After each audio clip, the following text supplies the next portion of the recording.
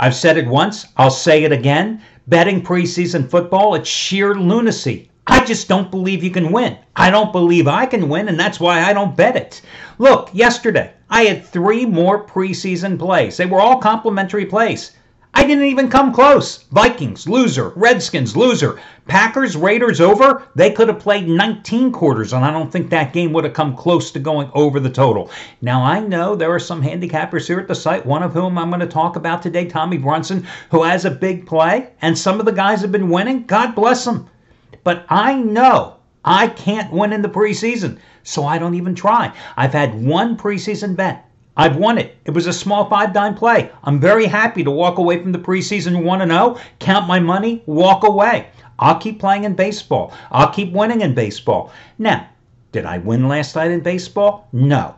Had I started this betting week perfect 3-0 with raised the bar 20-dime plays before losing last night? Yeah, sure. Last night I had the Braves, minus $1.25 on the run line. My guy pitched great. Braves lost the game 1-0.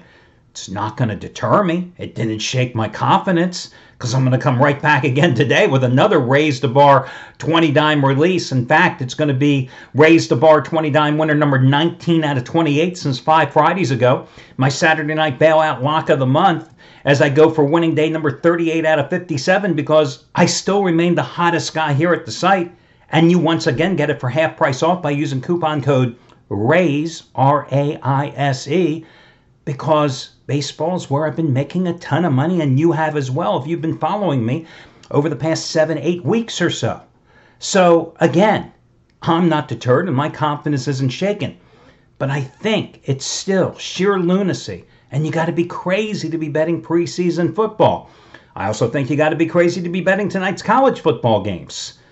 And I'm going to break those games down. I'm going to give you all my notes on them. I'll venture some thoughts on those games because I did all the analysis. What the hell? But again, I'm doing this 7 days a week, 365 days a year. And I'm telling you, I can't win in the preseason. And these 2 college football games tonight, I think they suck. I'm just being honest with you. So I've got those plays plus a complimentary play on the Angels and Astros for this Saturday video report. Two other quick notes for you. Tommy Brunson, who I brought back to the site a couple of weeks ago because last year in the NFL and college football, he had one hell of a season. Well, he's on a nice little roll. He's going for winning day number 4 in a row, and 12 out of 18 is one and only preseason 100-dime max wager game of the year. It's on the 49ers and Colts. It goes early at 4:30 Eastern time. He's coming off 3 straight 50-dime winners the past 3 nights. You get it for over half price off, saving $65 by using coupon code 100DIMER. That's 100DIMER. And in college football, Eric Schrader, who has $10 bettors up a little over $7,500 the past 226 days. He has top-rated 100-dime winner number 36 out of 54. His Mountain West opening game of the year, the Hawaii-Colorado State game, which goes at 7:30 Eastern time. MWC29 is your coupon code for Mountain West Conference, MWC29. That means you get the play for $70 off. You get it for only $29. All your other discounts and coupon codes are over on the homepage. Let's talk about your complimentary plays tonight. The first one is going to be Justin Verlander and the Houston Astros because you know how much I love betting Justin Verlander and the Houston Astros. Now, has Verlander pitched well this month? No, really, he hasn't. His last 3 starts, he's really been roughed up. In those 3 starts, he's given up 20 hits and 12 runs in 13 1/3 innings. But when he sees the Angels, there's something about him. And he pitches so well. I remember last year when the Astros acquired him, I think it was September 1st from Detroit. 2 of his first 3 starts, I think, was against the LA Angels, and he won them both. He's faced them 3 times this season. He's won all 3 of those starts with a 0.82 earned run average. He's 5-0 in 5 starts wearing an Astros uniform against the Angels. I don't know what more you need to validate this selection, but I'll keep going. The other thing is he's been much better on the road than at home. And it's not that he's pitched significantly better on the road, but let's face it, the Astros have been a better road team than at home. On the road, they're 45-21 this season. At home, they're just a little bit over 500. But they've also given him much more run support on the road than at home as well. So they opened last night with a 9-3 win. I thought the Angels were a good play last night. I used them as a complimentary play because they had Andrew Heaney on the hill, and he had been pitching great in Anaheim, but they beat him up last night. They won that game 9-3. Tonight is the second of 10 games between these two AL West rivals here in the next month. I think it's a great opportunity to take Verlander, lay the 1.5 runs, take Astros at like $1.20, and that's your official free play for Saturday. Now let's talk about these worthless college football games. You've got Hawaii, a 15 to 15.5 point favorite, underdog, at Colorado State. But you've got two rebuilding teams here. So Colorado State last year started off strong and then totally collapsed because their defense was just so porous. And you have a Colorado State team that is not only rebuilding on the field, but has rebuilt in terms of its coaching ranks.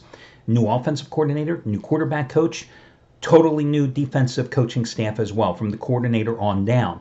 You also have a Colorado State team whose head coach, Mike Bobo, only got out of the hospital from a 10-day excursion, a stint in the hospital because of neuropathy, which was causing him numbness in his feet and kept him off his feet. He just got out of the hospital after 10 days on Tuesday night and rejoined his team on Wednesday. So he will be coaching the team today, but it'll be up in the box, which, listen, you want to have your coach on the field, but coaching up in the box is something he did as an offensive coordinator for some 14 years, primarily when he was the OC at the University of Georgia, so it's not something foreign for him. But putting together a game plan for your season opener for the earliest start in school history, not easy when you've been hospitalized for a 10-day stretch, when you have a new offensive and defensive coordinator, when you've rebuilt your team and you've lost so much talent from last year's team. This team, Colorado State, lost their intended starting quarterback, Colin Hill, to a torn ACL before the start of spring practice. So their new starting quarterback is going to be a grad transfer from the University of Washington, KJ Carter-Samuels. Remember, they lost their top wide receiver, Michael Gallup, to the NFL draft. They lost one of their top running backs. They do have Izzy Matthews back, who was like their co-featured running back from a year ago. But their running back depth has also been affected because two of their other key contributors are not going to be playing today, Bodie and Kinsey, Rashad Bodie and Marvin Kinsey. They have a rebuilt offensive line with up to 4 new starters, and a couple of them, maybe 3 of them, may be freshmen or redshirt freshmen. So a rebuilt defense that's very green, especially in the secondary, new quarterback, rebuilt coaching staff, and a coach that just got out of the hospital. A lot of questions about Colorado State. Hawaii comes in here. Hawaii has a new offensive system. They have gone back to the run and shoot, which Hawaii was well known for. Remember a decade ago when June Jones was there. So that's nice. You've got the run and shoot, but you also have a quarterback dilemma because you don't know who's going to be the quarterback. It's going to either be a sophomore by the name of Cole McDonald or it's going to be a true freshman by the name of Siobhan Cordero. You also have a rebuilt offensive line for Hawaii, a new offensive scheme, a quarterback quandary. How do you handicap this game? How do you pick? Generally, I've always believed that run and shoot offenses, because it's gimmicky, it's easier to develop that offense and put points on the board than to defend that offense because you don't see it that often. And when you have a green defense, it's probably even tougher early in the season because you don't have any tape, any film. I would lean toward taking the Hawaii side plus the 15.5 points. I was also leaning toward maybe taking the over in this game at 57.5 points because I don't think Hawaii is any good defensively either. So, maybe Hawaii, maybe the over, but again, I wouldn't play the game, nor would I play the Wyoming game at New Mexico State. Now, New Mexico State last year, and its final year as a member of the Sun Belt Conference, made the postseason, ending a 57-year postseason drought. Not only made the postseason, got to the Arizona Bowl, but then beat Utah State in the Arizona Bowl, but suffered heavy losses in terms of returning talent. Lost their starting quarterback, Tyler Rogers, lost their big running back, Larry Rose III. But still has 9 starters back from a defense that has greatly improved over the past couple of years. 2 years ago, in 2015, this New Mexico State defense was second to last in the country in points per game allowed at 45. Last year moved up to 85th in the country, giving up only 29 points a game. Yeah, when you give up 45 and then you only give up 29, I can say you only gave up 29 points a game. That's a vast improvement. They've got 9 starters back from that defense, but they've got a JUCO transfer, Matt Romero, that's going to be starting at quarterback. Positives for New Mexico State here. Las Cruces is going to be rocking today. They're expecting 25,000 to fill a stadium that only holds 30,000 because they got Wyoming coming in from the Mountain West Conference. And this is their debut again as an independent. You also got the weather you got to consider. In Las Cruces today, it's going to be like 90, 95 degrees, hot and humid. Are the guys from Casper, Wyoming going to be, or Laramie, Wyoming? Laramie? I can't remember. Where's the University of Wyoming? I've been to 38 states, never been to Wyoming. I can't remember. Well, wherever the hell. It ain't that hot in Wyoming. We know that. So Wyoming's guys going to have to deal with the weather. Now, Wyoming doesn't have Josh Allen. They're still running that pro-style offense, but they're going with a redshirt freshman, Tyler Vanderwall, who's going to be the starter. They also have some questions with their offensive line, but the one thing they have is an outstanding defense. A defense that was ranked 23rd in the nation last year. A defense that led the nation in takeaways last year with 38. A defense that led the nation with 20 interceptions a year ago as well. Wyoming's a 4-point favorite. But I looked last year at this Wyoming team and I thought, with Josh Allen, they were barely above 500. But maybe the total is the way to go. 44.5. Maybe we go under in this game.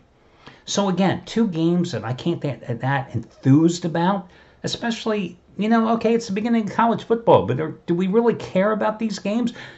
Look at the games on Thursday night. Look at the games on Saturday. Why invest in these games any more? Are these any better than the games in the NFL preseason today? I don't think so.